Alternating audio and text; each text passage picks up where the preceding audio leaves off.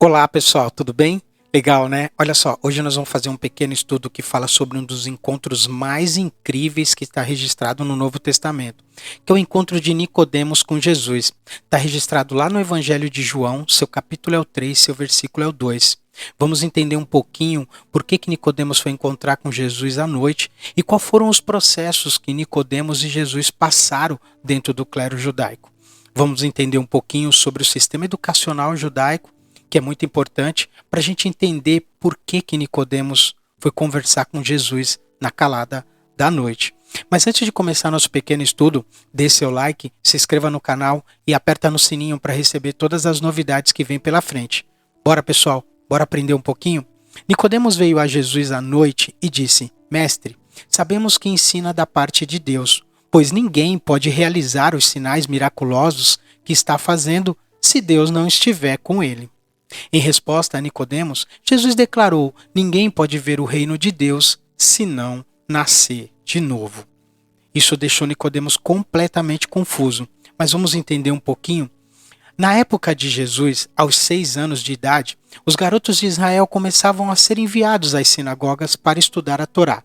Aprendiam a ler, escrever e até aos 10 anos deveriam ter todo o Pentateuco, os 5 primeiros livros da Bíblia completamente decorados. Passava então pela primeira fase do sistema educacional judaico, o Beit Sefer. Alguns eram convidados a continuar os estudos, outros não. Aqueles que não eram aprovados voltavam para suas casas e passavam a desenvolver o ofício de suas famílias. O segundo estágio era chamado de Beit Talmud. Dos 10 aos 14 anos, os garotos memorizavam todas as escrituras sagradas, decoravam os textos históricos, proféticos e os salmos. Eram submetidos a mais um teste entre os doutores da lei. Novamente, apenas os melhores alunos continuavam para o terceiro estágio. O jovem, então, submetia-se ao exame de algum rabino a fim de ser aceito como seu discípulo. Em hebraico, é chamado de Talmidim. Essa etapa era chamada de Beit Midrash. O rabino realizava alguns testes para saber se o pupilo seria capaz de substituí-lo e dar sequência em seu legado. Afinal, cada rabino tinha suas próprias interpretações da Torá. Isto é, seu jugo, sua gema. O Talmidim daria sequência na linhagem hermenêutica de seu rabi. Depois de aprovado, o discípulo estudaria a doutrina de seu rabino, se tornando um talmidim. Mas os jovens que não eram escolhidos por nenhum rabino voltavam para sua casa e, consequentemente, se dedicariam a trabalhar o resto de suas vidas com o ofício de sua família. Porém, os melhores dos melhores, os jovens mais inteligentes, aqueles que foram aprovados em todos os testes, poderiam fazer parte do Sinédrio, ou seja, a cúpula religiosa e legislativa judaica. Contudo, se não bastasse todo esse processo de seleção, o jovem precisava também ser descendente de alguma família nobre da sociedade israelense, ou ser da linhagem hereditária de Arão, conhecida como a linhagem sacerdotal. Vamos entender um pouquinho por dentro do sistema educacional judaico e dentro do sistema judaico completo? Dentro do clero judaico havia uma hierarquia que funcionava da seguinte forma: o primeiro, o sumo sacerdote; o segundo, o comandante do templo; o terceiro, chefe da seção sacerdotal hebdomadária; quarto, o chefe da seção sacerdotal cotidiana; quinto, o vigilante do templo; sexto, tesoureiro; e sétimo, os levitas, o baixo clero, músicos, serventes do templo, porteiros e chefes. Nicodemos provavelmente fazia parte do alto clero, pois o evangelho sugere que ele era uma autoridade entre os judeus. Ou seja, Nicodemos é um dos jovens que passaria por todas as fases do sistema educacional. Ele é um dos melhores dos melhores. E por que Nicodemos foi ter com Jesus à noite? Se transportássemos a história para os dias de hoje, Nicodemos teria uma posição equivalente a um juiz federal, senador ou um professor, doutor de universidade federal, sem falar na posição religiosa que no contexto judaico antecederia todas essas citadas, em comparação ao nosso contexto brasileiro atual. Ou que, o que eu quero dizer é que Nicodemos era um dos homens de Israel capaz de tomar decisões que afetaria toda a sociedade. Ele poderia decidir a sentença de alguma causa, poderia condenar alguém à morte. Ele ditava novas interpretações para a lei. Foi professor de muitos outros jovens inteligentes da época. Isto é, Nicodemos foi aprovado em todas as etapas do sistema educacional judaico. Era um fariseu, um aristocrata, uma autoridade instituída, provavelmente filho de alguma família importante da época, e por isso tinha responsabilidades com os seus pares e muitos protocolos a seguir. Ou seja, seu encontro com Jesus não poderia ser às claras, jamais. Afinal, Jesus, por outro lado, era um rabino não reconhecido oficialmente. Para alguns historiadores, Jesus pode até ter passado e sido aprovado em todas as etapas do sistema educacional judaico, mas, por ser de uma família humilde da província de Nazaré, é considerado um galileu. Sem descendência de Arão, Jesus nunca poderia fazer parte da cúpula religiosa judaica. Portanto, o encontro entre Nicodemos e Jesus seria muito improvável. Na verdade, eles faziam parte de partidos opostos. Mesmo que tivessem um objetivo em comum, caminhavam por estradas diferentes. Não poderiam sequer ser vistos em público conversando. Isto seria algo muito desonroso para Nicodemos. E é por isso que o encontro de Nicodemos e Jesus acontece na calada da noite. Nicodemos sabe das consequências que viriam sobre ele caso fosse visto conversando com Jesus. Provavelmente receberia sanções, perderia cargos e privilégios. Talvez fosse acusado de traição. Há quem diga que existe a possibilidade de Nicodemos nem ser o nome verdadeiro dele. De acordo com o historiador Flávio Joséfo, havia 2 rabinos famosos em Jerusalém na época de Jesus, Hilel e Shammai. O escritor do Evangelho pode ter usado um codinome para preservar a identidade original de Nicodemos. Há muitas especulações a respeito desse encontro, porém, algo é certo. A conversa entre Jesus e Nicodemos é de altíssimo nível intelectual. Nicodemos e Jesus se encontram na calada da noite e, de qualquer forma, eu sempre quis entender o porquê de Nicodemos ter ido falar com Jesus na calada da noite. É depois que aprendi como funcionava o sistema educacional judaico, compreendi a atitude de Nicodemos. Para mim, Nicodemos teria pelo menos 2 razões para ter escolhido seu encontro com Jesus. A primeira é que já narrei aqui. Nicodemos poderia sofrer alguns tipos de retaliações e sanções por parte de seus colegas do Sinédrio. E a segunda razão seria a vergonha por ser visto perguntando algo para um rabino não reconhecido oficialmente. Mas, de uns dias para cá, Deus colocou algo em meu coração. Outra coisa em meu coração, comecei a compreender. Nicodemos estudou muito, se dedicou demais para chegar aonde chegou.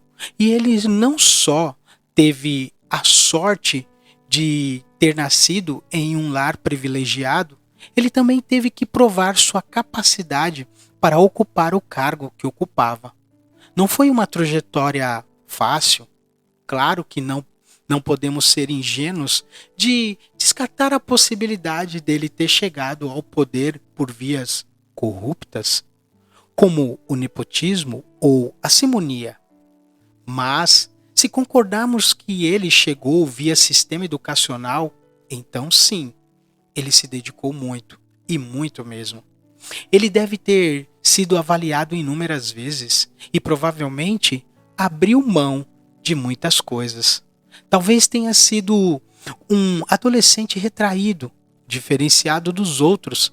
Talvez não podia desfrutar dos benefícios de um jovem rico da sua época. Quem sabe, havia sobre ele uma expectativa de uma família. Talvez houvesse sobre seus ombros o peso de levar o legado de seu pai, seu avô. Ou seja, todos esperavam que ele fosse um homem importante e influente em Israel. O que o encontro entre Nicodemos tem a ver comigo e com você? Quando lutamos muito por alguma coisa, obviamente que isso promove muito orgulho dentro de nós. E o orgulho é uma faca com dois gumes. Ao mesmo tempo que nos enche de motivação pela realização de algo pelo qual nos dedicamos muito. O orgulho também nos engessa em relação a outras situações, porque é muito difícil desconstruir aquilo que lutamos tanto para conquistar. E quando penso e reflito sobre como podemos amar uns aos outros, que é a finalidade maior do Evangelho, eu vejo que o orgulho age de três formas negativas sobre nossas vidas.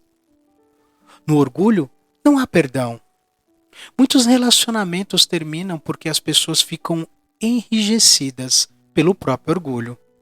Eu sei que ter amor próprio é importante, mas será que não ceder ou não abrir mão de certo posicionamento é realmente amor próprio? Ou é simplesmente teimosia e orgulho? Penso que ao deixarmos o orgulho de lado, nosso coração fica mais suscetível a pedir perdão e melhorar nossa relação com Deus e com as pessoas. Deus está sempre disposto a perdoar. A Bíblia diz que ele não resiste a um coração quebrantado e contrito. Não é? Não é assim que a Bíblia nos ensina ou nos mostra? Mas, muitas vezes, nosso orgulho nos impede de simplesmente sermos amados por Deus. O orgulho também não nos deixa amar e liberar perdão a quem nos ofendeu. Como diria um estudioso chamado John Maxwell, precisamos aprender a construir pontes e não muros. O orgulho só aumenta as barreiras, mas o perdão, ele sim, constrói pontes. Pedir perdão, perdoar e liberar perdão é fundamental para que possamos realmente aprender a amar a Deus e uns aos outros. No orgulho não há alteridade. O significado de alteridade é muito mais que um conceito. É uma prática. Ela consiste basicamente em colocar-se no lugar do outro, entender as angústias do outro e tentar pensar no sofrimento do outro. Alteridade também é reconhecer que existem culturas diferentes e que elas merecem respeito em sua integridade. Alteridade é um conceito que tenho perseguido para aplicar em minha vida. Nos últimos anos, me expor e me envolver e conviver com pessoas que pensam diferente de mim. A alteridade nos torna mais humanos. Mas, se eu for orgulhoso, não vou me sensibilizar com a causa do outro. Não conseguirei ser empático. Serei um sujeito que só olha para o próprio umbigo. O orgulho limita muitas visões ao meu próprio mundo. Se quisermos cumprir o amor uns aos outros, precisamos romper nossas fronteiras e parar de querer que as pessoas pensem e ajam igualmente a nós. Cada pessoa é diferente e é na diferença que o amor precisa transbordar. No orgulho não há humildade. O orgulho nos impede a vivenciar as experiências que Deus tem para nós. Se pensarmos no pecado de Adão, compreendemos que o problema maior não é a desobediência. No fim, o pecado de Adão é o desejo por querer ser igual a Deus. Deus tinha algo que para ele vivesse e vivenciasse, mas ele quis viver por si mesmo. É isso que separa de Deus e que nos separa de Deus. É isso que o faz desobedecer. Mas, muitas vezes, deixamos de viver experiências espirituais e especiais com Deus porque deixamos o nosso orgulho falar mais alto. Ficamos preocupados com o que as pessoas vão pensar. Temos medo de sentir que estamos sendo ridicularizados. A vergonha nos trava e o orgulho nos afoga.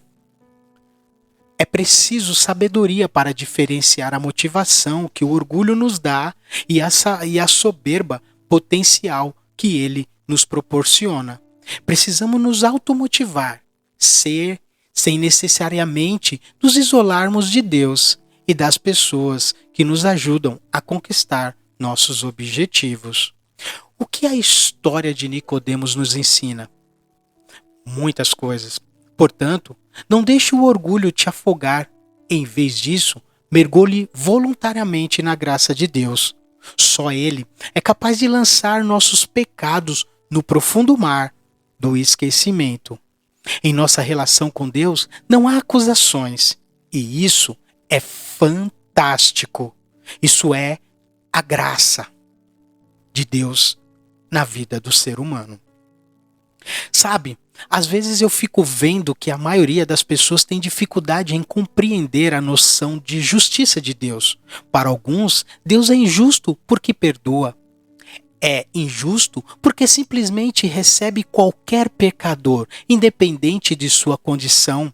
Para outras pessoas, os pecadores precisam sofrer, devem sofrer, pois se não sofrem, Deus não está sendo justo.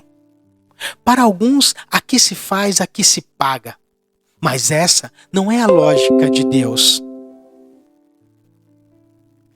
Ao abrir mão do orgulho, nossas limitações acabam quando diminuímos, ele cresce. É nessa dinâmica que Deus opera ao deixarmos o nosso orgulho. Ele nos faz atravessar fronteiras do medo, da vergonha, da limitação. Ele nos faz transbordar. Nicodemos sabia muito, era inteligente, tinha uma posição acima de muitos, mas lhe faltava uma compreensão sobre o que não é natural. Nicodemos aprende com Jesus que sem uma experiência sobrenatural, de nada vale o seu e o meu conhecimento. Por isso, Jesus recomenda que Nicodemos nasça de novo. Sugere que ele precise de uma experiência de nascimento espiritual. Uma experiência que não se limita a água e sangue, mas que interpela pela consciência e o espírito. Jesus convida Nicodemos para um lugar onde todo o conhecimento que ele tem não é necessário. Um lugar onde o orgulho pode ser colocado de lado. Um lugar onde as credenciais são ineficazes. Um lugar onde só o amor importa. A minha oração é que, ao contrário de Nicodemos, possamos encontrar Jesus no brilho da luz, não na calada da noite. Que deixemos nosso orgulho, vergonha e status de lado para vivenciar o eterno amor de Deus. Nicodemos vai voltar a encontrar com Jesus e ele vai aparecer mais 2 vezes no Evangelho de João. Não durante a noite, mas em plena luz do dia, para entender Jesus, para defender Jesus, que está no capítulo 7 de João, o seu versículo é o 50 e o 52, e para sepultar o corpo do Mestre, que está em João, capítulo 19, versículo 39. Nicodemos aprende com Jesus e ele se coloca à disposição do Mestre em plena luz do dia, uma para defender e a outra para sepultar o Mestre. Espero que esse pequeno estudo tenha deixado algo incrível na sua mente e que você venha refletir esse pequeno estudo que traga coisas boas para a sua vida. E se você tiver orgulho de algo, que você venha colocar de lado e vivenciar o amor de Deus dentro de você. Que o Espírito Santo venha te tomar e venha abençoar a sua vida ricamente e você venha ter visões do espiritual e deixando o material de lado. De nada vale todo o nosso conhecimento sem entender a espiritualidade de Jesus em nossas vidas. E assim eu agradeço a todos. Espero que vocês gostem do pequeno estudo. Dê seu like, se inscreva no canal e aperta no sininho aqui para receber todas as novidades. Tem uma série de Lucas aí que está incrível, muito bacana. Nós falamos também sobre o primeiro despertamento.